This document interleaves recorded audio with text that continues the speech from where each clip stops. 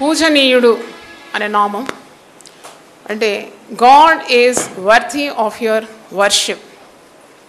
పూజనీయుడు 96 కీర్తన 4వ వచనంలో యెహోవా మహాత్మ్యము గలవాడు, ఆయన అధిక స్తోత్రము పొందదగిన వాడు, సమస్త దేవతల కంటేను ఆయన పూజనీయుడు. పూజనీయుడు. మరి నిర్గమకాండం 15:11లో యెహోవా వేల్పులలో నీ వంటి వాడేవాడు. ఎర్ర సముద్రం దాటిన తర్వాత మోషే మిరియాములు పాట పాడుతున్నారు. ఎర్ర సముద్రము పాయలు చేసిన దేవుడు, తన ప్రజలు ఆరిన నేలను నడిపించిన దేవుడు, శత్రువుల నుండి విడిపించిన దేవుడు, శత్రువులంతా సముద్రంలో ముంచివేసినాడు. ఎంత గొప్ప విజయం తన బిడ్డలకు ఇచ్చినాడు. ఆయన పూజనీయుడని వారు పాడుతున్నారు. యెహోవా వేల్పులలో నీ వంటి వాడు ఎవడు? పరిశుద్ధతను బట్టి నీవు మహనీయుడు, స్తుతి కీర్తనను బట్టి నీవు పూజనీయుడు, అద్భుతములను చేయువాడు, నీ వంటి వాడు ఎవడు? ఎప్పుడు దేవుని ఆరాధించే ఆరాధనా భావం నీలో ఉండాలి. ఆరాధించాలి. పాట పాడాలంటే పాట పాడాలి. ప్రార్థన కూడా ఆరాధనగా మారిపోతుంది. ఎప్పుడు మనం అడుక్కోవడమేనా కదా ప్రార్థన అంటే? ఎప్పుడు అడుక్కో, నాకు అది కావాలి, నాకు ఇది కావాలి, నాకు ఇది కావాలి. ఒకసారి దేవుని గొప్పతనాన్ని నీవు ధ్యానిస్తూ ఆయనను పూజించాలి. అర్థం లేని పూజలు, కానీ మనది అర్థం లేని పూజలు కావు. చప్పట్లు కొట్టి గట్టిగా చూద్దాం. హల్లెలూయా.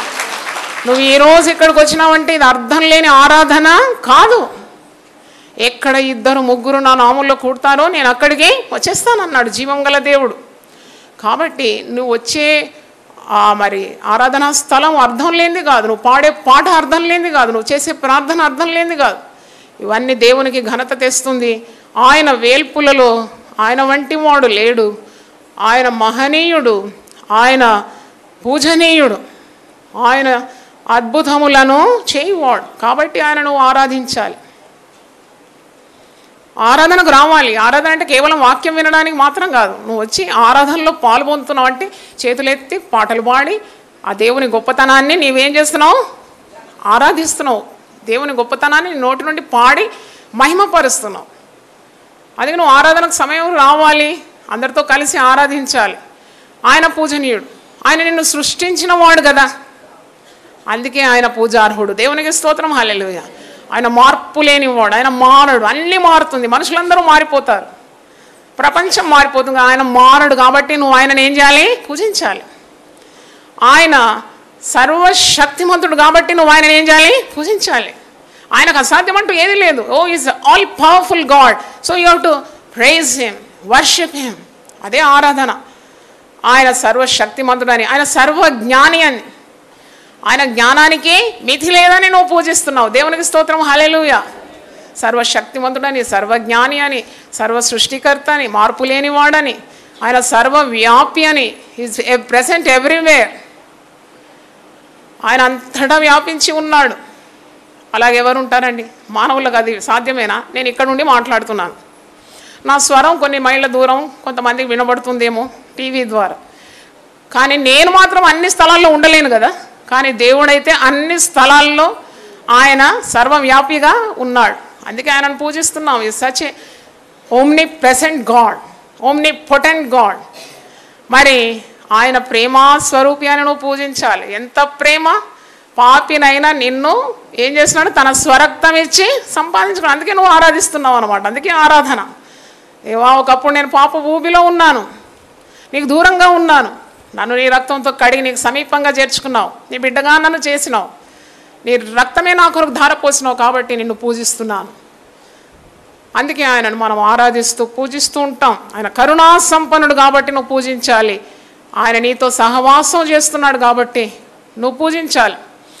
ఆయన రక్తం నీ కొరకు క్రయధనంగా చెల్లింపబడింది కాబట్టి ఇవన్నీ కారణాలు అన్నమాట ఎందుకు నువ్వు దేవుని పూజించాలి. ఆయనే పూజార్హుడు, స్తుతికి పాత్రుడు, ఆరాధనకు యోగ్యుడు. ఆయన తప్ప నువ్వు ఎవరిని పూజించకూడదు. ఇక్కడ దేవుడు రోషంగల దేవుడు. నేను ఎప్పుడు చెప్తాను కదా, నాకు ఒక కుమార్తె ఉండింది, మొట్టమొదటి కుమార్తె. చాలా అందంగా పుడితే తారా అని పేరు పెట్టుకున్నాం.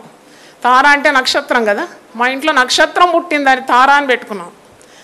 అంటే నా మనస్సంతా, అప్పుడు దేవుళ్ళు లేను కాబట్టి నా మనస్సంతా నా పాపనే అనమాట.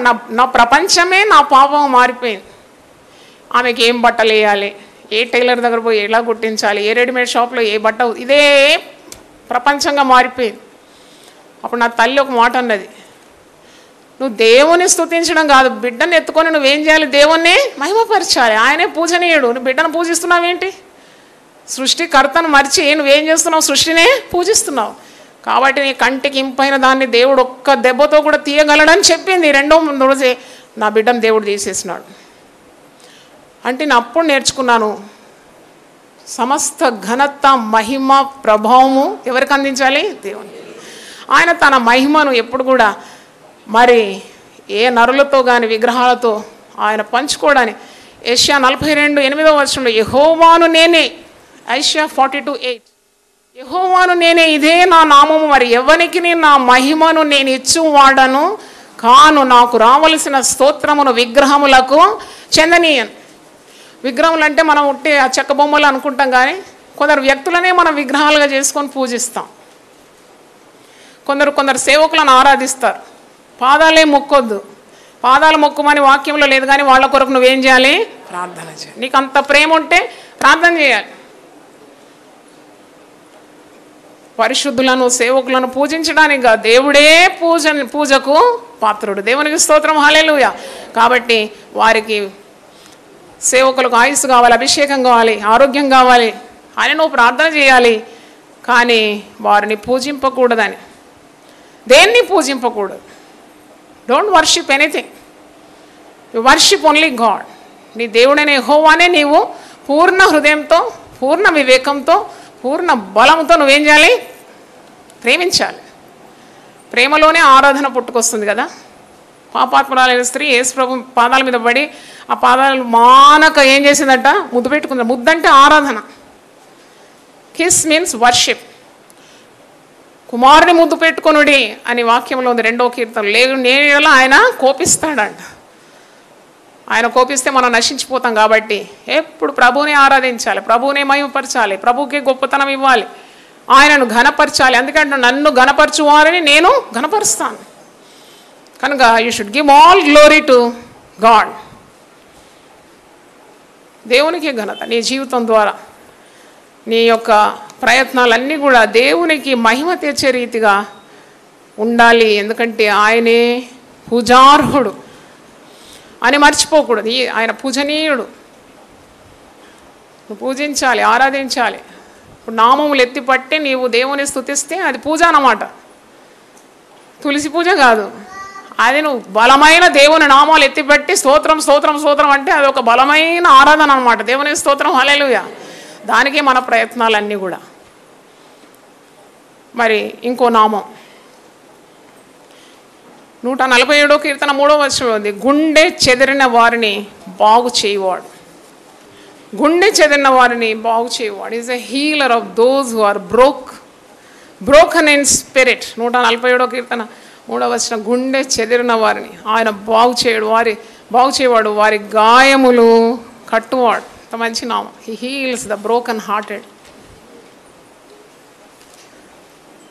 మరి దేవుడు చెదిరిన నీ హృదయాన్ని సమకూరుస్తాడని ఈ నామం మనకు బోధిస్తుంది.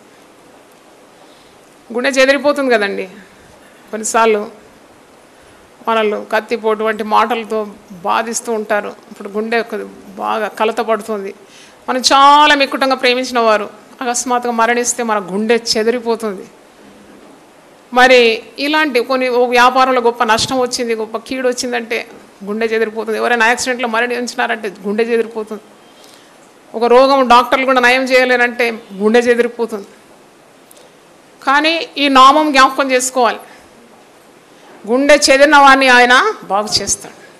ఎన్ని ఆశలతో వివాహం చేసుకుంటారు కదా, వివాహం ఎంత వైభవంగా చేస్తారు, ఎన్ని ఖర్చులు పెడతారు.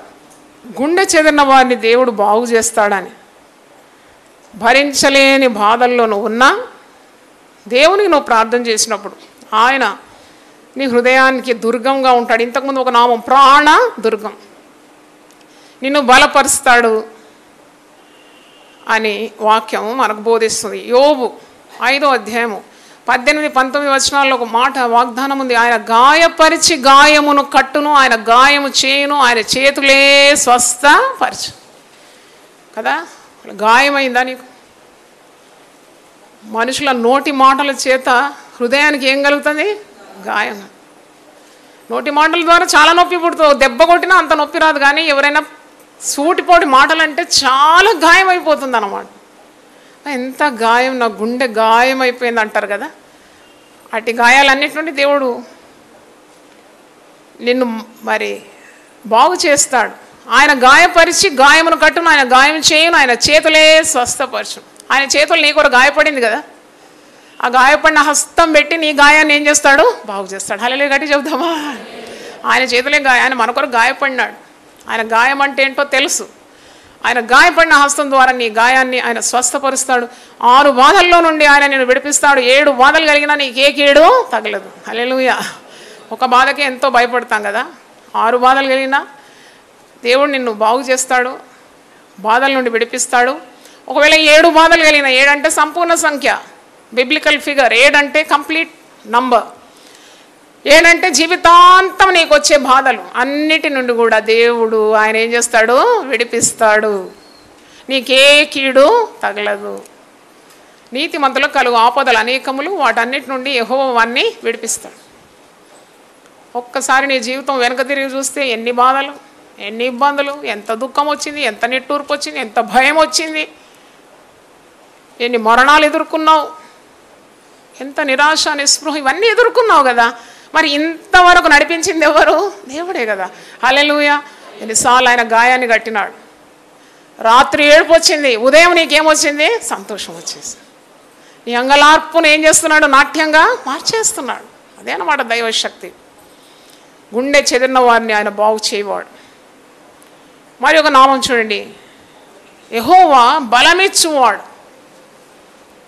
బలమిచ్చువాడని 1 దినవృత్తాంతం 29:12 ఫస్ట్ క్రానికల్స్ 29:12. దినవృత్తాంతములు 1 దినవృత్తాంతములు 29:12 ఉంది. ఐశ్వర్యము గొప్పతనము నీ వల్ల కలుగును, నీవు సమస్తము ఏలువాడు, బలమును పరాక్రమము నీ దానములు, హెచ్చించువాడవును, అందరికీ బలమిచ్చువాడవు నీవే. బలం రావాలని ఎన్ని ప్రయత్నాలు చేస్తామండి కదా.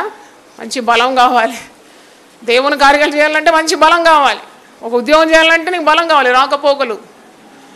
మరి కుటుంబంలో ఒక ఇల్లాలు బలహీనరాలుగా ఉంటే ఇల్లంతా దరిద్రమే చుట్టుకుంటుంది కదా. అందుకే నేను ఎప్పుడు చేస్తా, ఇంటి స్త్రీలకు చెప్తూ ఉంటాను, మంచిగా నేను బాగుండు, ఈ ఆరోగ్యం చూసుకో. ఎందుకంటే ఇల్లాలు సరిగా లేదంటే ఇంటి పనులన్నీ వెనకబడిపోతుంది. అంటే బలం కావాలి, శక్తి కావాలి, ఏ కార్యం చేయాలన్నా శక్తి కావాలి. కుటుంబం నడిపించడం అంటే మామూలు మాటనా? ఒక గృహిణి ఒక బాధ్యతలు ఎంత గొప్పది. పురుషుడు తెస్తాడు, జీతం ఇస్తాడు. చాలామంది స్త్రీలు ఉద్యోగం కూడా చేస్తున్నారు, వాళ్ళు కూడా జీతం తెస్తున్నారు. చూడండి, బయట కష్టపడాలి, లోపల కష్టపడాలి. నేను ఇప్పుడు ఆఫీస్లో పనిచేసినా కానీ ఈజీ చైర్ మీద వాళ్ళు కూర్చుంటే స్త్రీ ఎలాగుంటుంది? ఇద్దరు ఉద్యోగానికి పోయి తిరిగి వచ్చినా మొట్టమొదటి కిచెన్లోకి పోయి టీ పెట్టేది ఎవరండి? స్త్రీ పెడుతుంది. అంటే ఆమెకి ఇంత శక్తి ఎక్కడి నుండి వచ్చింది అనిపిస్తుంది. ఆయన బలం ఇచ్చేది దేవుడు, తన ప్రజలకు ఆయన బలం ఇస్తాడని 29వ కీర్తన 11వ వచనంలోది, God gives strength to his people. ఆయన బలం అనుగ్రహించేవాడు. బలం ఆయన దగ్గర నుండి రావాలి. కనుక బలహీన సమయంలో నువ్వు ఎవరి బలం అడగాలి? దేవుని నుండి బలం అడగాలి. దేవా నాకు బలం దయచే, నాకు శక్తి దయచే. దేవుడు తన ప్రజలకు బలం ఇస్తాడట. తన అభిషక్తులకు ఆయన అధిక బలం ఇస్తాడంట. అభిషేకం కదా, అభిషేకం అంటే దేవుని బలమే కదా. గొప్ప కార్యాలు దేవుని కొరకు చేయాలంటే కదా. ఇంట్లో ఇంత వండుకోవడానికే మొక్కుతూ మూలుగుతూ నడుము నొప్పి కాళ్ళు నొప్పి అంటే గొప్ప దైవ కార్యాలు చేయాలంటే ఎంత బలం కావాలి? ఆ బలం ఎవరు ఇవ్వాలి? దేవుడే ఇవ్వాలి. హల్లెలూయా చెప్పండి ఒకసారి. ఆ అభిషేకం ఎవరు ఇవ్వాలి? దేవుడే ఇవ్వాలి. కాబట్టి బలమిచ్చువాడు ఆయన. కాబట్టి నువ్వు ఆయనకు ప్రార్థన చేయాలి. ఏదో మంచి ఆహారం తింటే బలంగా ఉంటాము అని అనుకుంటాం, కానీ ఎంత బలంగా ఉన్నా గుండెకు బలం లేకుంటే ఏం చేస్తారు? చచ్చిపోతారు. గుండె బలం కావాలి. అందుకే నీ గుండెకు దుర్గం ఎవరు? దేవుడే, ప్రాణదుర్గం. శారీరకమైన బలంతో నువ్వు పరిస్థితులు ఎదుర్కోలేవు. ఎంత ఎత్తు ఎంత లావు ఉన్నా ఏదైనా ఒక సమస్య రాగానే ఎంతోమంది ఆత్మహత్యలు చేసుకోవడం లేదా? ఎందుకంటే వారికి గుండెకు కావాల్సిన ధైర్యము బలము లేదు. కానీ మనకు ఉన్నది. మనకు ఎక్కడ నుండి ఉంది? దేవుని ద్వారా ఉంది. దేవునికి స్తోత్రం. ప్రాణదుర్గం. నీకు పరిస్థితులు తారుమారైనా నువ్వు నిశ్చలంగా నిబ్బరంగా ఉన్నావు. దేవుని బట్టి ధైర్యం తెచ్చుకుంటున్నావు. నువ్వు భయపడడం లేదు, వెరవడం లేదు. నీ హృదయంలో ప్రభు ఉన్నాడు, నీ హృదయంలో వాక్యం ఉన్నది కనుక నీవు శక్తి పొందుకుంటున్నావు. సొమ్మసిల్లిన వేళలో బలమిచ్చేవాడు ఆయనే, శక్తిహీనులకు బలాభివృద్ధి కలగజేసేవాడు ఆయనే. కాబట్టి నీ బలహీన సమయంలో దేవుని యొద్దను నువ్వు బలం పొందుకోవాలి. 84వ కీర్తన 5వ వచనం, నీ వలన బలం పొందువారు ధన్యులు. Blessed are those who get their strength from you. మరి 105వ కీర్తన 4వ వచనంలో ఆయన బలాన్ని వెతకండి, ఆయన సన్నిధిని వెతకండి. Seek his strength, seek his presence. మరి ఆయన బలాన్ని నువ్వు వెతకాలని, అప్పుడు నీకు ఆయన బలం అనుగ్రహిస్తాడని వాక్యము సెలవిస్తుంది. దేవుని బిడ్డలు అంటే విశ్వాసులు మరి ఓల్డ్ ఏజ్ అంటే ముసలితనంలో కూడా శక్తి పొందుకుంటారు, వాడు శక్తి పుంజుకుంటారని 92వ కీర్తన 14వ వచనం, ముసలితనం అందు కూడా వారికి బలం ఇస్తాడు దేవుడు. సారం కలిగి పచ్చగా ఉంటారంట. చప్పట్లు కొట్టి దేవుని స్తుతిద్దాం. చివరిగా ఒకటి, హృదయ పరిశోధకుడు అంటే one who searches the heart. దేవుని సుగుణాల్లో ఒకటి ఏంటంటే ప్రతి హృదయాన్ని ఆయన పరీక్షిస్తాడు, పరిశీలిస్తాడు, పరిశోధిస్తాడు. అందుకే దావీదు 139వ కీర్తన చివరి వచనంలో ప్రార్థన చేస్తాడు కదా, దేవా నా హృదయాన్ని నువ్వేం చేయి, పరిశోధించి నా మార్గాలు నువ్వు తెలుసుకోవాలి, సరి అయిన మార్గంలో నడిపించు. మన మనుషులు మన చేసే పనులు చూస్తూ ఉంటారు. People see your works but God sees your intention అంట. నువ్వు నీ పని చేయడం అన్నీ మనుషులు బాహ్యంగా చూడొచ్చు, కానీ నువ్వు ఏ ఉద్దేశంతో ఏ పని చేస్తున్నావు అది ఎవరు చూస్తున్నారు? దేవుడు చూస్తున్నాడు. అందుకే దేవుని మరగైంది ఏదీ లేదు. God knows your heart. కనుక హృదయంలో ఏదైనా చెడు వచ్చినప్పుడు నీకు ఆ జ్ఞానం ఉండాలి, హృదయాన్ని దేవుడు చూస్తున్నాడు. పైకి నేను భక్తిగా ఉన్నా నా హృదయంలో ఉన్న పాపం ఎవరికి తెలుసు? దేవునికి తెలుసు. కాబట్టి ఆ పాపం నుండి విడుదల పొందాలి. ఆయన కన్నులకు నేను దాచిపెట్టలేను, ఆయన కన్నులు నేను కప్పలేను. కాబట్టి నా హృదయం శుద్ధిగా ఉండాలి. అందుకే దావీదేం ప్రార్థన, దేవా నాయందు శుద్ధ హృదయము కలగచ్చు. Lord you give me a clean heart. హృదయ పరిశోధకుడు అని ఇర్మియా 17:10 ఒక మాట చూడండి, హృదయము అన్నిటికంటే మోసకరమైంది.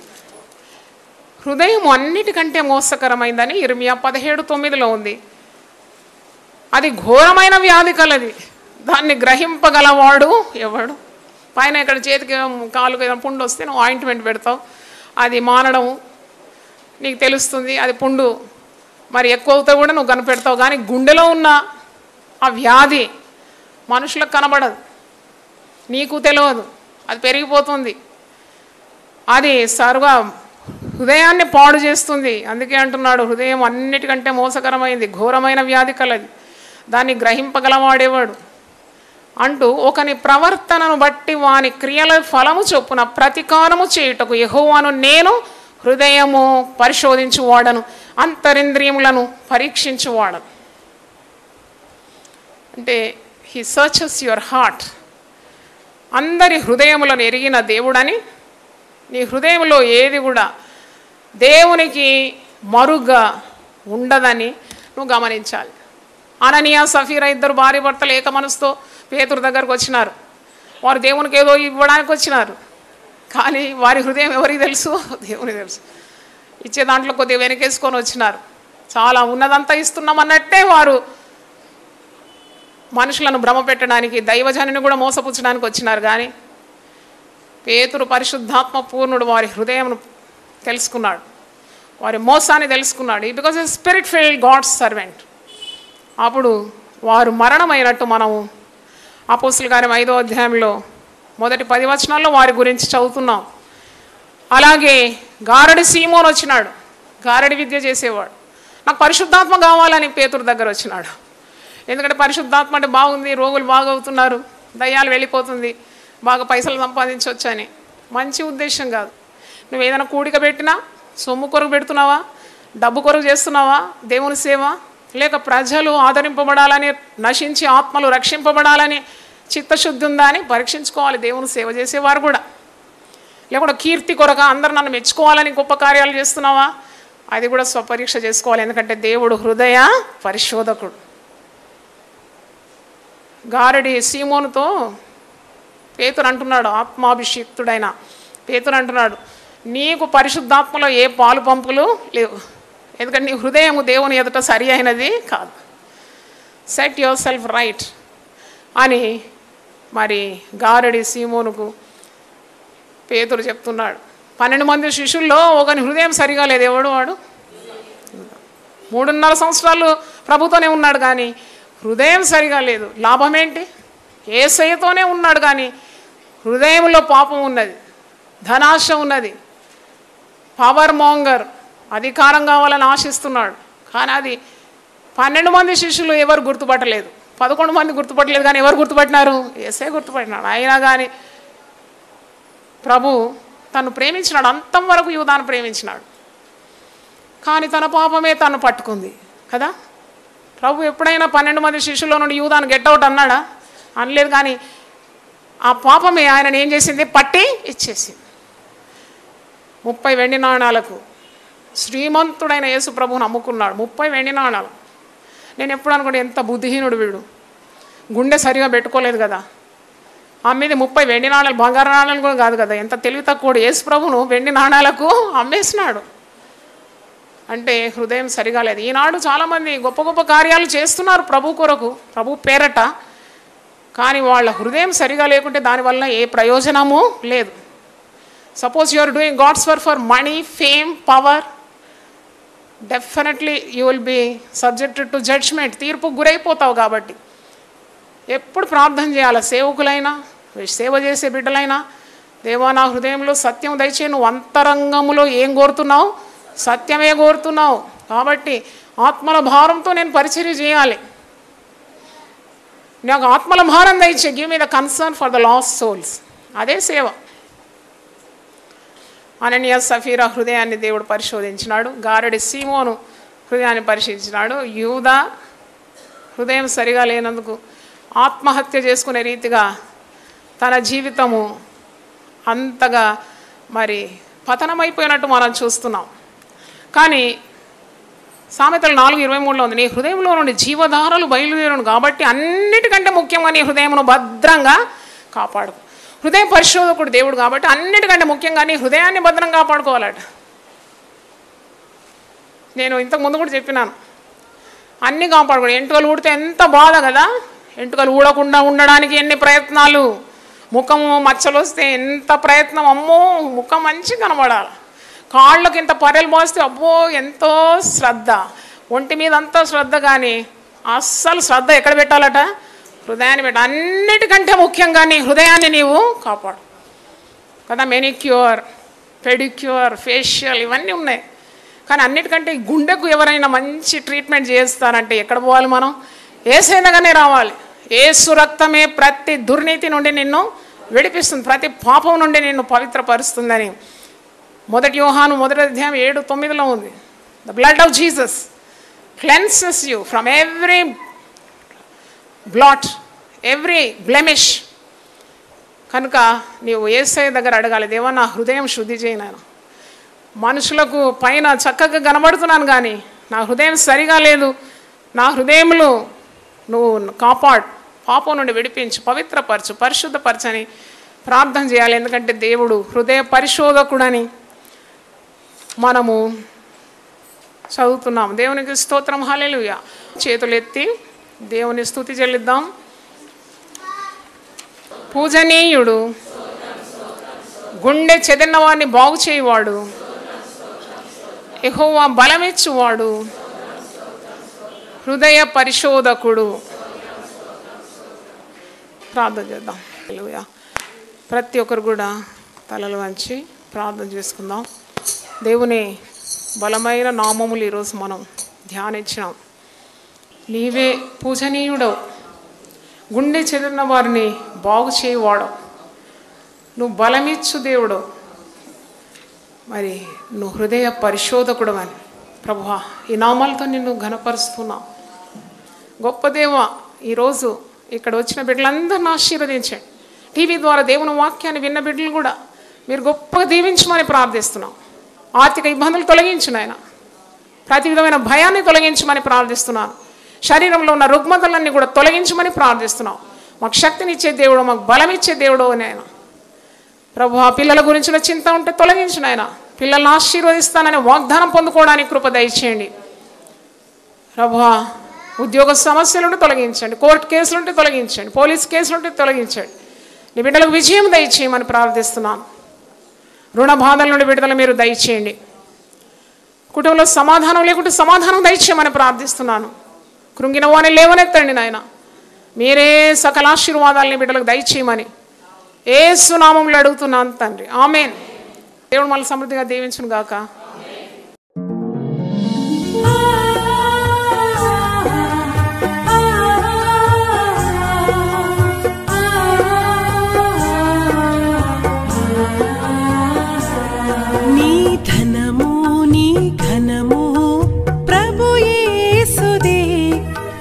దశమా భాగము నీయ వెనుదీతువా. నీ ధనము నీ ఘనము ప్రభు యేసుదే, నీ దశమా భాగము నీయ వెనుదీతువా. ధరలోన ధనధాన్యములనీయగా కరుణించి కాపాడి రక్షింపగా. ధరలోన ధనధాన్యములనీయగా